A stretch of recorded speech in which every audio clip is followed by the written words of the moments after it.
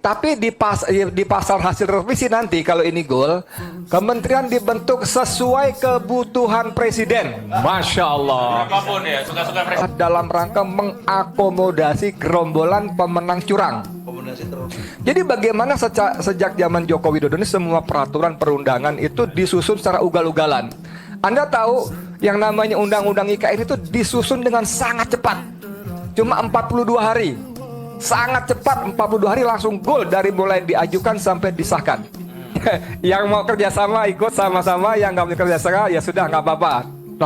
Nonton di pinggir aja. Penonton yang baik jangan ganggu-ganggu, kami mau kerja. Nah ini kan hampir setali tiga orang dengan ucapan-ucapan yang selama ini dilontarkan oleh biang toksik. Madu, salah satu obat paling mujarab, insya Allah. Sedia madu ternak dan madu hutan.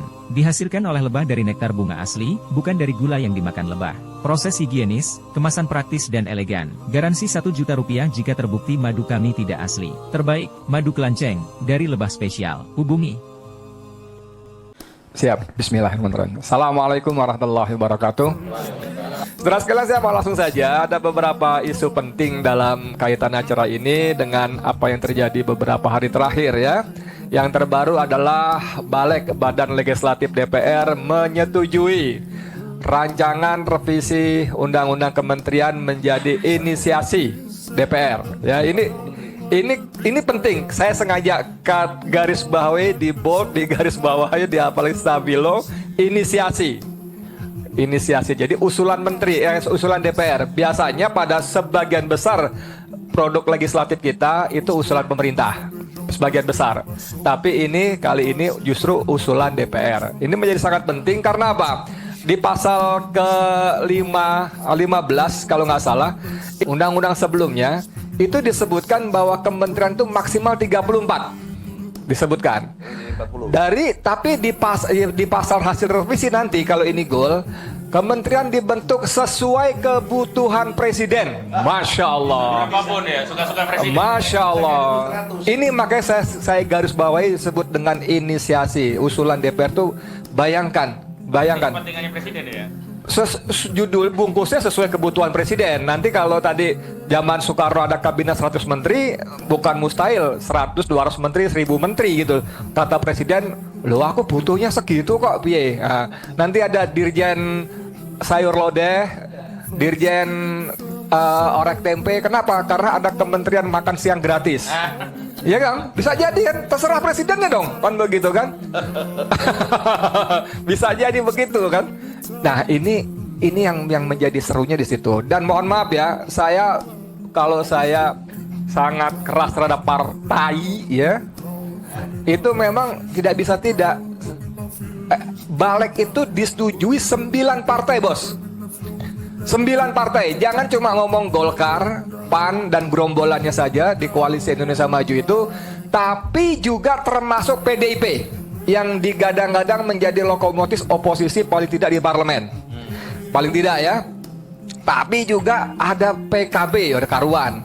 Ada satu lagi sebelum PKB, Nasdem karuan. Bahkan PKS setuju. Bahkan PKS setuju, yang biasanya berbeda setuju. Nah ini kan tidak kita bisa terjemahkan bahwa ini adalah dalam rangka mengakomodasi gerombolan pemenang curang, memberikan jatah alokasi jabatan kepada para gerombolan yang mau ikut memenangkan pertarungan secara curang, terstruktur, masif dan sistematif serta brutal. Bayangkan saudara sekalian, kan dengan digelembungkan kementerian terserah kebutuhan presiden, kan nanti Mas, bagi dong Mas, saya maka udah bantu kemarin, saya mengerahkan abdesi. Mas, bantu dong, kemarin kan saya udah mengerahkan dirjen saya, menteri saya. Semua bisa kebagian, dan itu semua partai. Begitu kelakuannya. Jadi pertanyaan utama saya, apakah kalian masih percaya dengan partai itu? Kalau masih percaya juga. Ada ini kol-kolan partai. Kol-kolan itu nggak gitu, Bang. Toko baju di toko ya, Jim Dal itu baju di toko jadinya. Jadi gitu yang pertama ya. Ini tidak kita terjemahkan itu. Yang kedua, dalam setiap penyusunan atau revisi undang-undang itu ada namanya meaningful public participation, cia. bahasa cengkarengnya ada seperti itu. Bahasa kitanya zaman Majapahit zaman dulu. Ada partisipasi publik yang bermakna. Sekarang bagaimana bisa ada partisipasi publik apalagi bermakna? Sampai hari ini orang sekelas Bivitri Susanti, sekelas Refli Harun yang kita sebut-sebut sebagai pakar hukum tata negara pun tidak tahu draftnya seperti apa. Barang yang dibahas itu seperti apa. Gimana kita yang aktivis pinggir, saya terutama dan teman-teman sebagiannya kan aktivis pinggiran jalan. Kalau beliau-beliau masih lumayan ada lawyernya kan, ada sidang-sidangnya di ruangan. Jadi bagaimana ada partisipasi publik yang bermakna sehingga kita bisa beri masukan kritis dan sebagainya. Jadi bagaimana sejak zaman Joko Widodo ini semua peraturan perundangan itu disusun secara ugal-ugalan. Anda tahu yang namanya undang-undang IKN itu disusun dengan sangat cepat. Cuma 42 hari. Sangat cepat, 42 hari langsung goal dari mulai diajukan sampai disahkan. Belum pernah ada itu. Bagaimana sesuai kebutuhan kemauannya presiden. Dan ini revisi undang-undang kementerian ini muncul ketika Prabowo menyebut akan menambah jumlah kementerian yang dibocorkan oleh majalah Tempo Group sampai 40. Kalau teman kita Sagana Nenggolan dalam salah satu artikelnya bisa menyebut sampai 50. Bukan mustahil juga. Itu yang pertama ya yang kita kritisi. Makanya saya mendukung penuh langkah teman kita Ahmad Wazinuddin ini menggalang kita semua untuk menjadi semacam konsorsium kalau begitu ya. Apa namanya?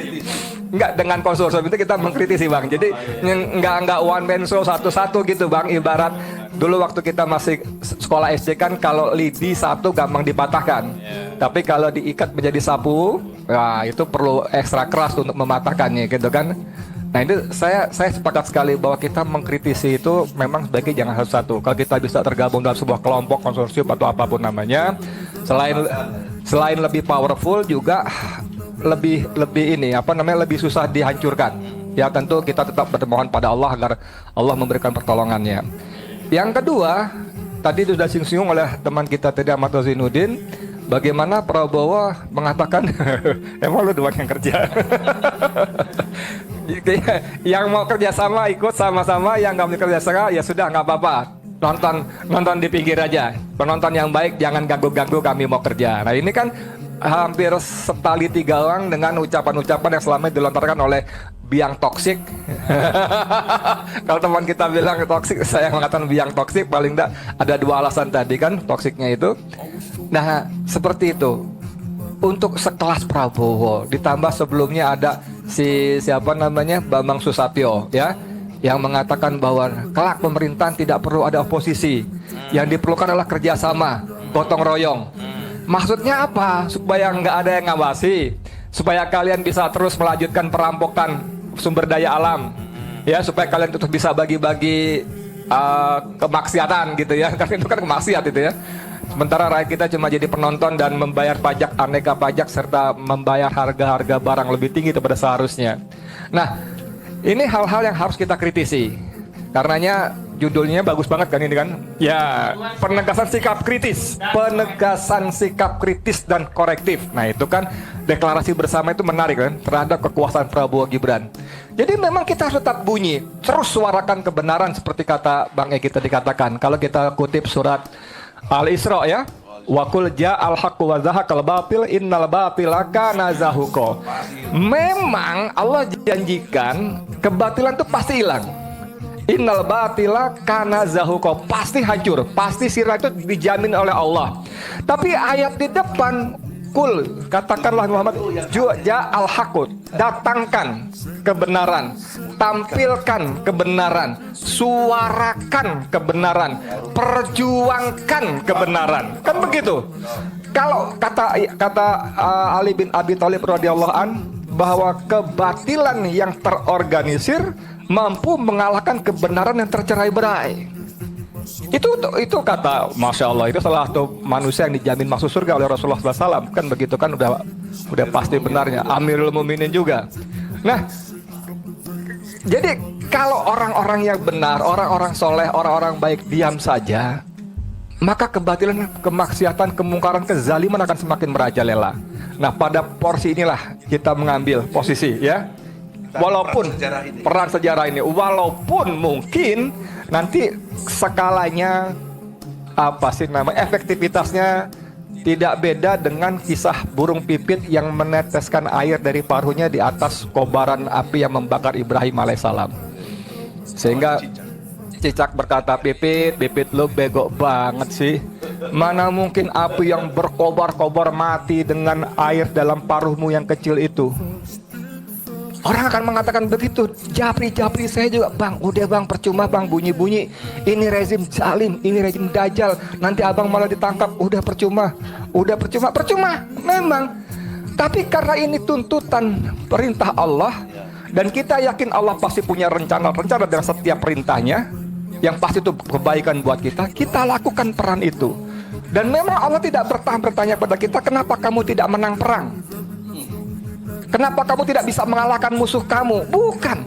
Yang Allah pertanyakan, kenapa kamu tidak ikut perang? Kenapa kamu tidak berangkat? Dalam Al-Baqarah ayat-ayat berapa itu? Wah, disebutkan bagaimana Allah ternyata menyebutkan bahwa memang Allah memberikan rasa enggan, rasa ogah, rasa takut pada kaum munafik untuk tidak berangkat berjihad. Mereka datang pada Rasul dengan berbagai alasan, nanti rumah saya bagaimana kalau masuk maling dan sebagainya. Tapi Allah dikasih tahu Rasulullah SAW bahwa mereka memang tidak ingin berangkat, sehingga Allah tambahkan rasa enggan tadi dalam hati mereka. Dan kita berlindung kepada Allah SWT, semoga Allah masukkan kita dalam radar, sehingga kita terpilih menjadi bagian dari pejuang-pejuang kebenaran. Dan satu lagi sebagai penutup, selain kita lakukan persiapan-persiapan, ya, mengasah kemampuan, belajar apa segala macam, juga mempersiapkan dan memantaskan diri. Memantaskan diri ini penting, saudara sekalian. Sehingga Allah bilang, kenapa kamu nggak pantas ikut pasukan ini, Jundullah. Ya Allah, saya dator, saya berani, saya kuat. Kamu nggak pantas. Ini bukan GR ya? Bukan. Kita kan semua berharap supaya Allah masukkan. Karena nggak pantas. Karena untuk menjadi pejuang kebenaran itu orang-orang terpilih. Fir'aun itu dikirimkan oleh Allah Musa alaihissalam, bukan Korun, Haman dan sebagainya. Musa yang dipilih dan siapa? Saudaranya Harun. Namrud itu yang dikirim pada Allah oleh Allah itu adalah Ibrahim, karena orang-orang itu terpilih. Nah, itu kita memantaskan diri. Nah, itu saja Bang Ahmad Kosinuddin, makasih kesempatannya, mudah-mudahan bermanfaat, dan nanti kita kalau ada kesempatan kita akan kembangkan dalam eksplorasi. Amin. Assalamualaikum warahmatullahi wabarakatuh.